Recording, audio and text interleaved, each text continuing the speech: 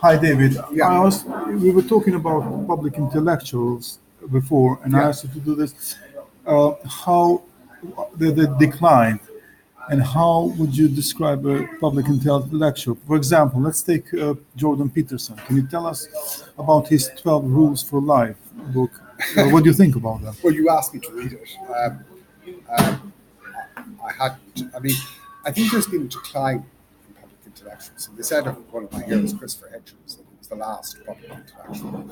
And I think you have to understand what a public intellectual is. A public intellectual is a generalist, a synthesizer, someone who brings together separate strands of knowledge, and more importantly, is able to communicate effectively, simply, accurately, without dumbing down that information that at least a number of people who are intelligent decision makers understand what he or she is saying and act accordingly. And many of these people, have, of course, have hugely influenced history. Voltaire is a classic example in the Enlightenment, his influence in miscarriages of justice, for example, wrongful convictions. Hitchens and Dawkins, to some extent, created a great furore about religious fundamentalism. And Hitchens also saw the post-truth thing coming when he wrote that book about Clinton, and we'll come back to that, No One Left to Lie To. So the world has always benefited from public intellectuals, but there's a distinction between being a public intellectual and an academic, or a hired gun academic, or a hired gun expert singing for your supper or corporate sponsors. And in the present universe, that's become extremely blurred. The other thing about it is that there's been if you say Hitchens was the last of the public intellectuals, there's been a growth industry in academic public intellectuals trying to cope. I mean, it's like a deluge of books now with how we've got into the total mess we've got. And if you break them all down, you've got, if you look at Matt Taibbi, who's a journalist, and he's not a journalist at the caliber levels of Hitchens, but he's a good journalist for the Rolling Stones. He's written this book, or Rolling Stone magazine, a book by Trump, which is a kind of naked horror show. How is this happening? How is this unraveling? How did we get to the position of this? And in fairness to him, he looks at the sort of things that led to this, which are post-truth and so on. Forgetting, of course, and people don't tie the balls together very well, that this whole post-truth thing, which and now there's an industry in books about how we'll be manipulated by information, sound bites, how advertising is taking over the media, how everything is double-speak and dumbed down. But how do we get to post-truth? Now, no one has said this as precisely and cogently as it should be. Now, Chomsky intimated it when who is, of course, one of the two great public intellectuals in the world, but he's over 80. I'm not being dismissive about that. But when he's a linguist in MIT, and people said to him, what about these structures, these postmoderns? He's got this famous rap quotation. Well, people have asked me to read this stuff. And I have the same view, Lyotard, Derrida, all of them. And I haven't got the foggiest what they're saying. And when I don't, because he's a modest man, obviously at one level, when I don't have the foggiest about what people are saying, I'm a bit like this, I ask a question. It's a sign of intelligence. And Chomsky says, I've asked questions of all my postmodernist colleagues in MIT. Well, what does Lyotard mean? What does Derrida mean by this? And they've tried to explain this to me. I still don't have the foggiest, which leads to one of two conclusions. Either they are saying, Chomsky says, something so indescribably brilliant it's outside of my capacity to understand, and the or is because they were talking total bullshit.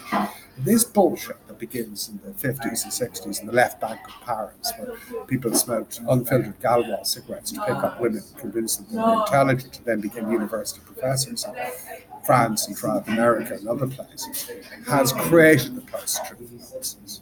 You can imagine all the corporate lawyers in the Ivy League schools of America listening to their pseudo-Marxist professors going, what you say one sentence is different to what you say the next sentence. They're like, this is bullshit. And then the light bulb hits them. as they're working for the Trump administration or the Bush administration. Why don't we just deny it's true? Why don't we say truth is not truth? Now, at Hitchens' time, some of this was redolent. You had that famous quote by Donald Rumsfeld: "There are the known knowns, known unknowns, and unknown unknowns." Total bullshit. And everyone laughed. But that's the beginning of the end, in a way.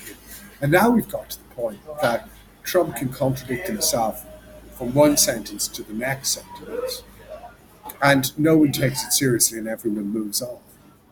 And I blame the structuralists and postmodernists and the lefties who listen to this bullshit in the first place.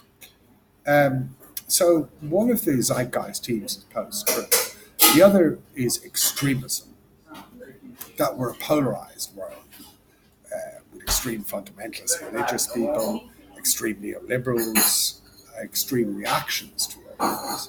And what's been lost is middle ground, which is what a public intellectual should occupy. I mean, a public intellectual may have prejudices. My great hero, Albert Camus, I think the greatest public intellectual of all, got into enormous trouble by attacking the extremism on both sides, as he saw into the Algerian conflict.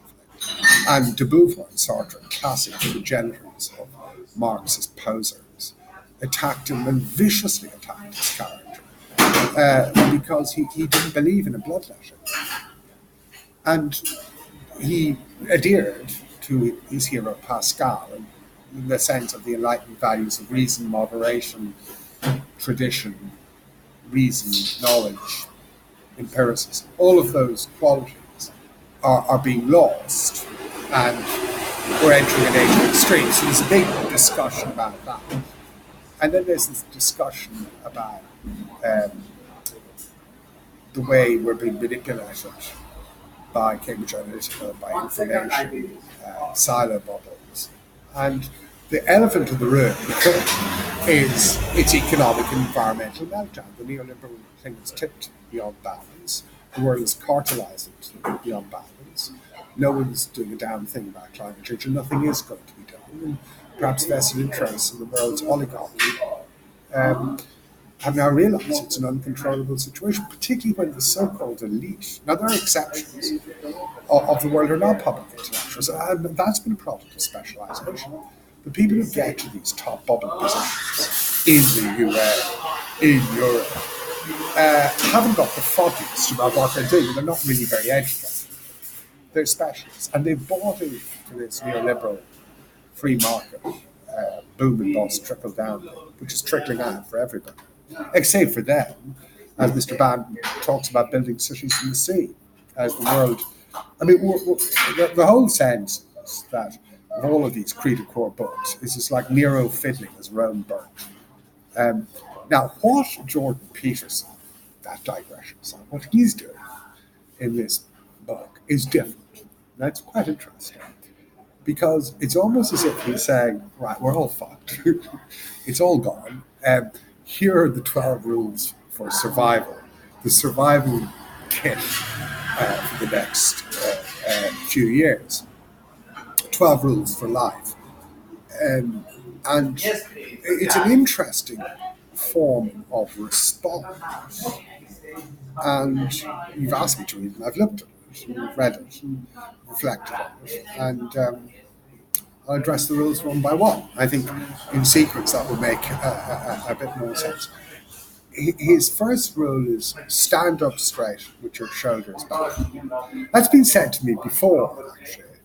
It's been said to me in the Harvard Law School. I think it's been said to me in the courtroom. And I largely ignore it. Yeah. I don't. Now, nothing wrong with a bit of dignity or something like that. Yeah. But this is what's got us into the trouble we're in. The appointment of people who look good and are useless, standing up straight, looking like $1 million in their suits, looking like graduates of West Point or military academies. And that has created the nightmare idiots who run the planet, because the world has become purist over reality. So show me someone who's a bit slovenly, slovenliness is not sloppiness. These are different things, and can be contrived as well. But someone who's got their shirt undone, looks a bit crumpled, I'm inclined to think that person knows a lot more than someone who just looks the business. And this is the problem. And of course, he is Canadian, but he's popular in America. And the Americans are obsessed with neatness and tidiness, which is another one of his rules I disagree with. So I'm not just sure you should straighten your shoulders back. Save as a metaphor, that you should always confront authority, and you should always not allow people to trample over you. But in terms of the definition of humanity, who I would trust more, I'd trust someone who looked a little bit more scruffy around the edges, inclined to be a bit more humanity. Rule 2. Treat yourself like you would someone you're responsible for helping. I mean, in a way, that's good. And I agree with some fish, which is, and I'm getting better at this, and I've been bad about it. I think if you don't, people lose respect for you. I've gone through ups and downs, and people didn't lost respect, regained it. I'm trying to keep that process going. But I think one of the reasons people begin to lose respect for you is when you lose respect for yourself. And self-love is not all bad. You should treat yourself properly. Not exclusively selfish. So in that sense, he's right. But again, I'm troubled by the solipsistic nature. Focus on selfhood, self-actualization. Again, this is the neoliberal atomization. I mean, where's community? We are links in a human chain. We have a group of associated responsibilities. Yes, help yourself, but also try and help others as much as possible, or at least cooperate. And the focus on self is often a focus on self as a conquistador, an exploiter. What can I get out of the transactional nature of humanity that's developing? So it's important to focus on self, yes, but it's also important to realize in the community that obligations associated with others to those that you trust. Rule 3 is make friends with people who want the best. Now, I don't agree with that necessarily for all sorts of things. What's the best for you? Well, it is important, education, as an educator, always to work out as students, and I've done this. After a while, you meet so many, you go, you're great at this, do this, if you can. This is what you're good at, this is what you should be doing.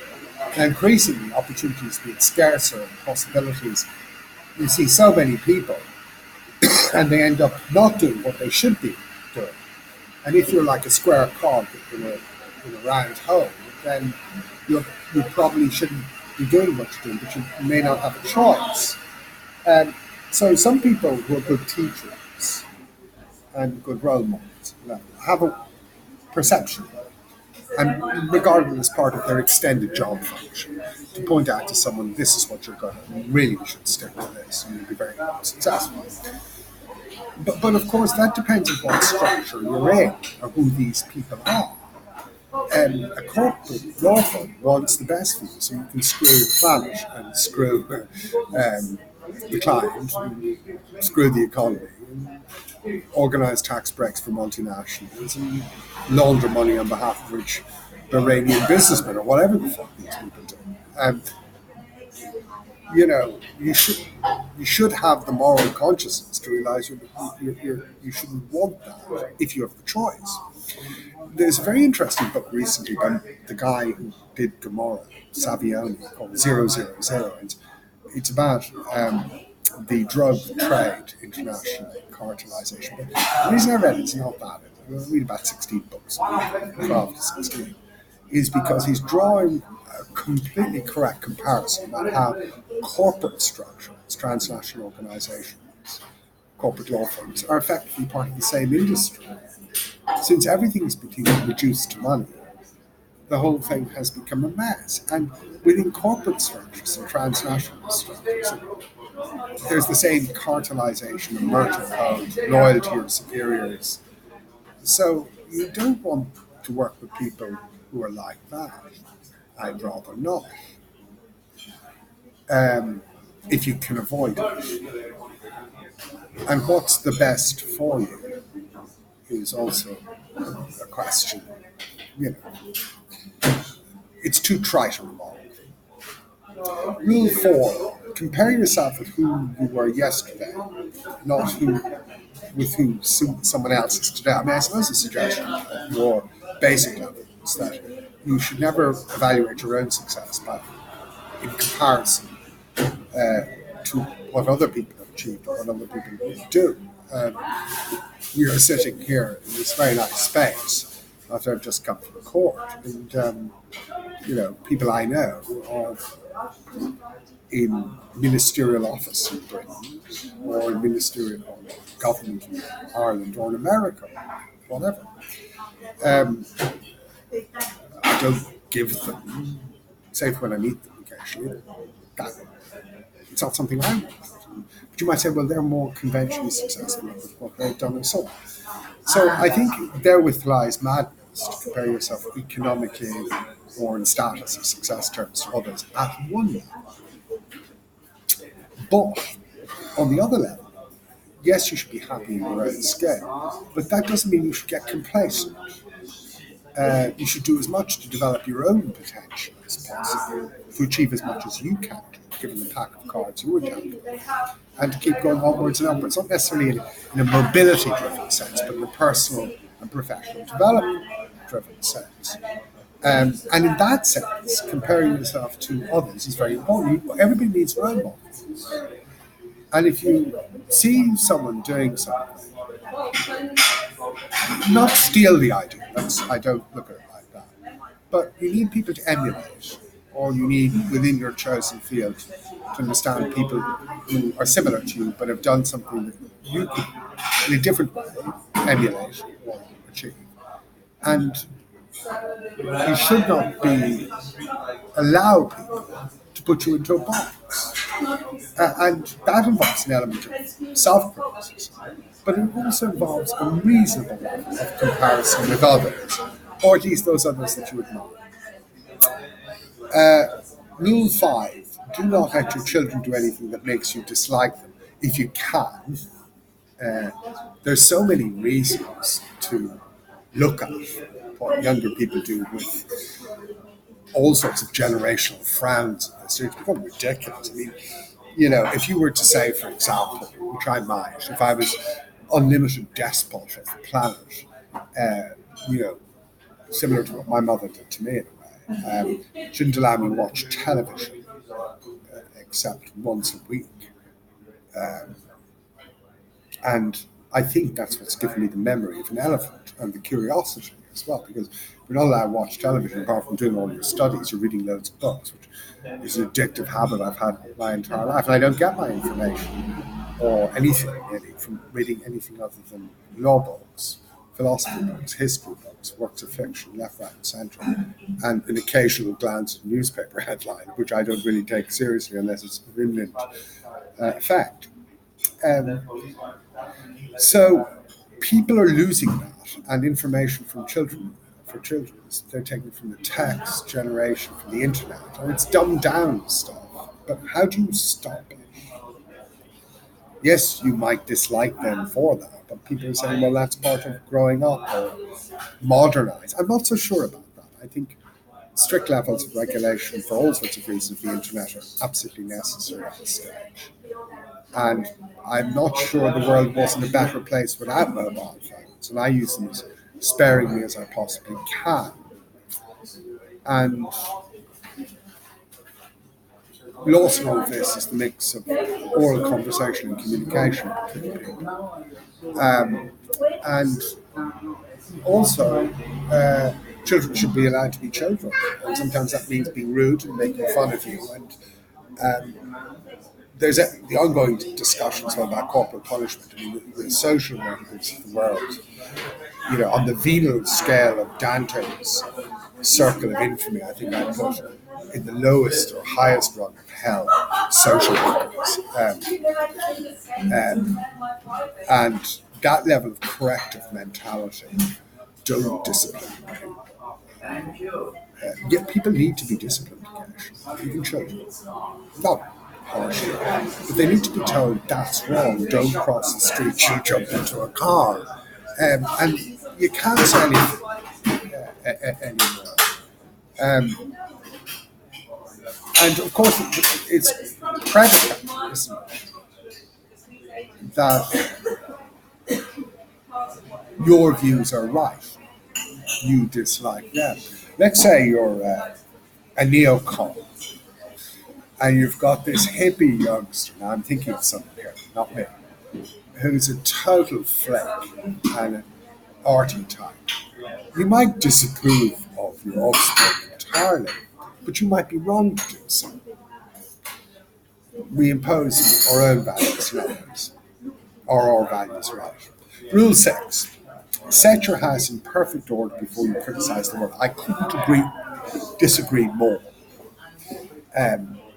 This is the old bourgeois mindset here. Everything has its place. That is there. This is not the Austrians are like this. I mean, it even been to my grandmother's house in Austria. It was like pristine, everything crisp, clean, everything in total metronomic order. I think that over-anal, over-retentiveness has caused a lot of problems. First of all, it's led to things like cost-benefit analysis, costing, take care of the pennies, the pounds, take care of themselves. Nothing wrong with frugality, but this mindset is blinker, short-termist.